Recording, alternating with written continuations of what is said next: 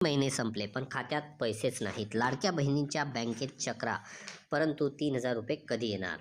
तर लाडकी बहीण योजनेच्या 2 महिन्याच्या हप्त्याची वाट महिला बघत आहे. या दरम्यान महापालिका निवडणुकीआधी महिलांना पैसे मिळणार का, असा प्रश्न विचारला जात आहे. लाडक्या बहिणींना 2 महिन्याच्या हप्त्याच्या प्रतीक्षेत पैसे आले की नाही चेक करण्यासाठी महिलांच्या बँकेत चक्रा मारणे सुरू आहे. परंतु महापालिका निवडणुकीआधी महिलांना पैसे मिळणार का? लाडकी बहीण योजनेत महिलांना मागच्या 2 महिन्यापासून योजनेचा लाभ मिळालेला नाही. निवडणुकीच्या रणधुमाळीत महिला नोव्हेंबर-डिसेंबरच्या हप्त्याची वाट पाहत आहेत. गेल्या 2 महिन्यापासून लाडकी बहीण योजनेचे पैसे अजून बाकी आहेत. या दरम्यान तरीही खात्यावर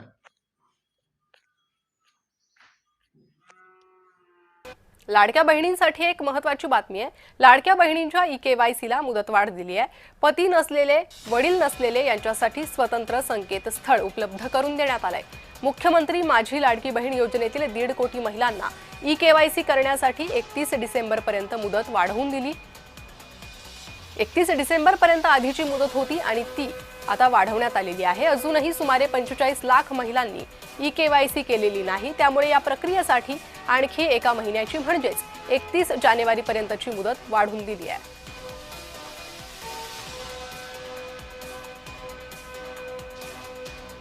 पती नसलेले, वडील नसलेले यांच्यासाठी स्वतंत्र संकेतस्थळ उपलब्ध करून देण्यात आलेले आहे.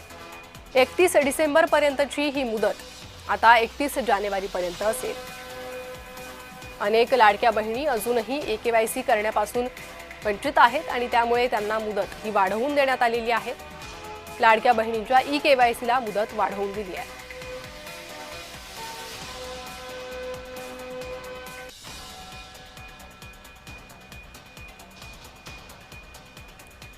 लाडक्या बहिणींना ई-केवायसीसाठी मुदत वाढवून दिली आहे. पती नसलेले, वडील नसलेले यांच्यासाठी स्वतंत्र संकेतस्थळ हे देण्यात आलेलं आहे.